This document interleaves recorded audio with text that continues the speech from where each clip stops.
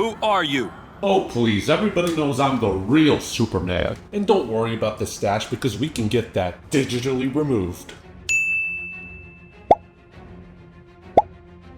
This Earth only needs one Superman? Okay, you know what? If you were really Superman, then tell me, what's Superman's favorite food? 2 words. Beef Bourguignon. Okay, I actually don't know the answer to that, but thankfully I have something that does. Let's figure out all of Superman's favorite foods in the Superman Cookbook.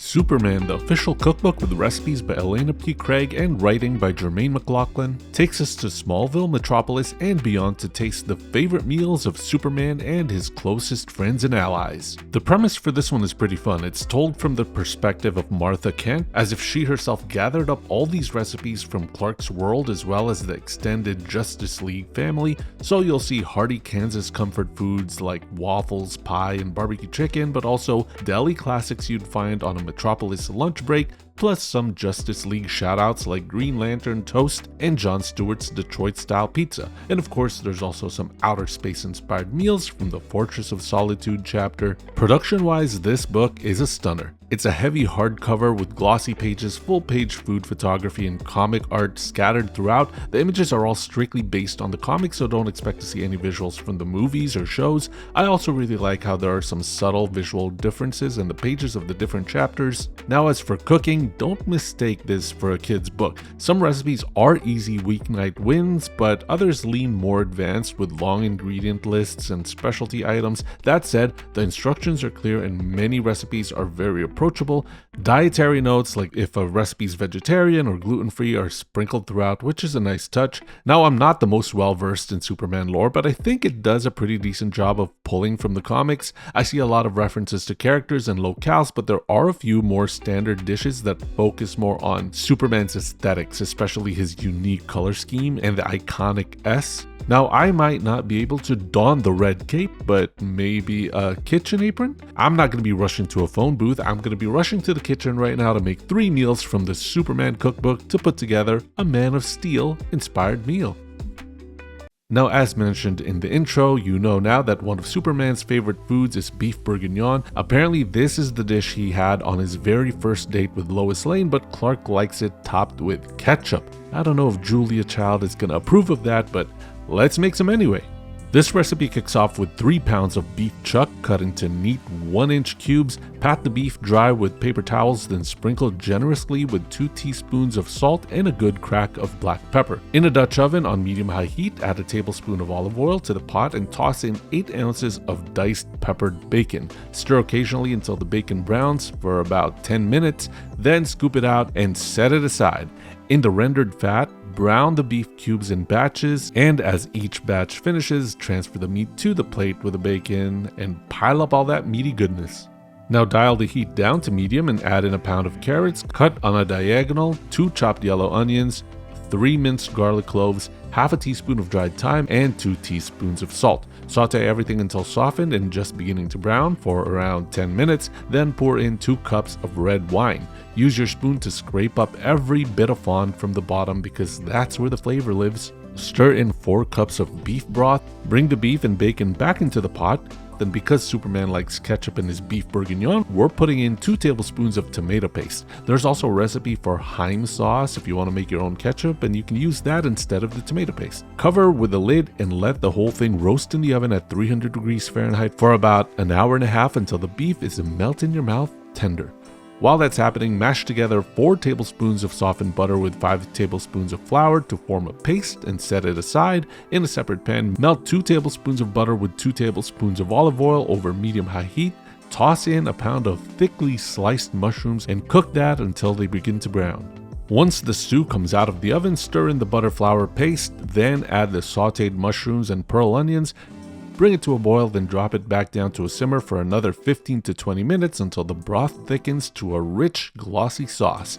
When it's ready, sprinkle with some chopped fresh parsley. Serve it hot with some crusty bread, the kind that you'll want to rip apart by hand and drag through all that sauce. And there you have it, Superman's favorite dish, beef bourguignon.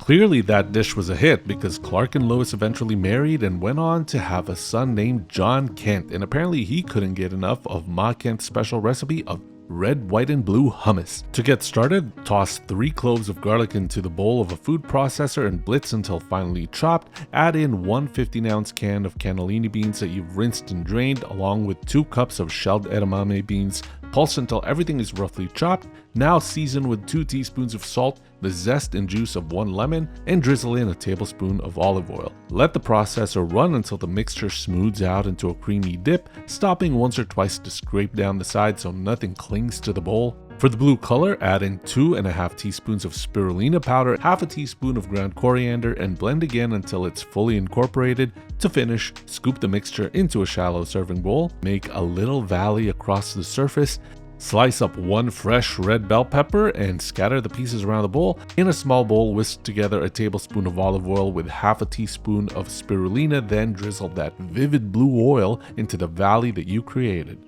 Sprinkle over half a cup of crumbled cotija cheese for the white, and if you want an extra kick, dust on half a teaspoon of red pepper flakes, and that's it. Superman's son's favorite hummus.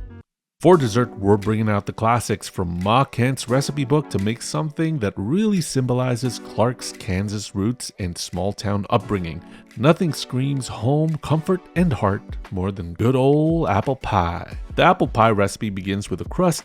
In a large mixing bowl, stir together 1 1/4 cups of all-purpose flour, half a teaspoon of kosher salt, and 1.5 teaspoons of powdered sugar.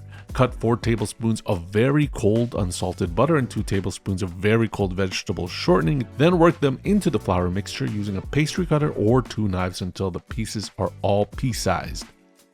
Slowly drizzle in a 1/4 cup of ice water, a little at a time, folding the dough until it just holds together. A few dry crumbles are fine. Turn the dough onto a floured surface. Roll it out into a 1/8 thick circle and then transfer it into a pie dish, leaving about a 1/2 inch of overhang. Trim and fold the edge under itself to create a sturdy rim, then refrigerate the crust while you prepare the filling. For the filling, mix 2 tablespoons of apple cider vinegar with a 1/2 cup of dark brown sugar, 2 teaspoons of ground cinnamon, and 1 teaspoon of ground ginger in a large bowl. Peel, core, and thinly slice about 3 pounds of Granny Smith apples. You can just add the slices directly to the bowl with the sugar. Then you're going to do the same thing for 3 red apples, like Fuji, Honeycrisp, or Pink Lady. Once all the apples are mixed in, stir to coat them evenly, then set the bowl aside while you prepare the topping. To make the crumble topping, combine 1 cup of all-purpose flour, 1 cup of dark brown sugar, and a 1/2 cup of rolled oats in a medium bowl.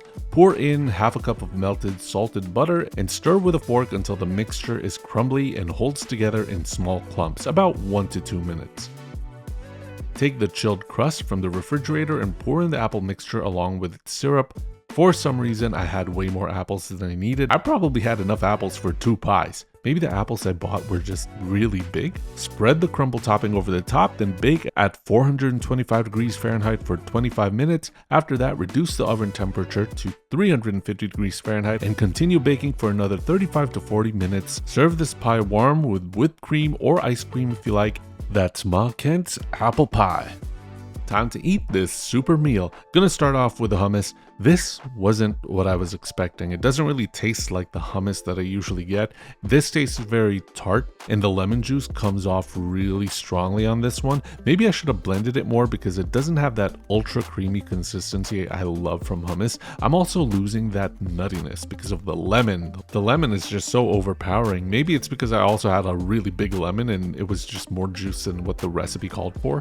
And the natural blue color from the spirulina, that might look cool on desserts, but for hummus, it's just not the right look. Let's move on to the main. This beef bourguignon is really speaking to me, and it's absolutely delicious. The sauce is super flavorful, really well seasoned with the richness of the red wine and the salty pepperiness of the pepper bacon. The beef is tender and the carrots are well cooked, but I actually think my favorite bites are the pearl onions. They absorb the sauce really well, and biting into them is like a flavor bomb. Really looking forward to making some mashed potatoes during the week to pair this with.